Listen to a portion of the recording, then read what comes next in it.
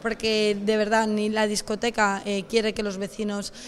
padezcan ni que sufran su derecho al descanso. El ayuntamiento va a velar por ese derecho, por supuesto, pero también obviamente equilibrando pues el derecho al ocio, el derecho también a pasarlo bien. Por lo tanto, el ayuntamiento se ha comprometido en concreto a que va a haber más presencia policial en la zona de la Creu Coberta para evitar el botellón, tanto en las horas puntas de 2:30 a 3, como a las 7 de la mañana, que es cuando cierra la discoteca y se queda la gente al final. Allí va a haber más presencia policial para que la gente recoja y se vaya a casa. En el caso de la discoteca va a ofrecer la gratuidad a la hora de la entrada hasta las 2:30, descuentos en copas, incluso copas gratis para que la gente no haga fuera botellón, y bueno, un sinfín de medidas concretas como deshabilitar la zona de fumadores, abrir más puertas de entrada para que no se hayan colas, no haya una continua entrada y salida, más servicio y más personal controlando los alrededores de la discoteca para que no se haga tampoco botellón,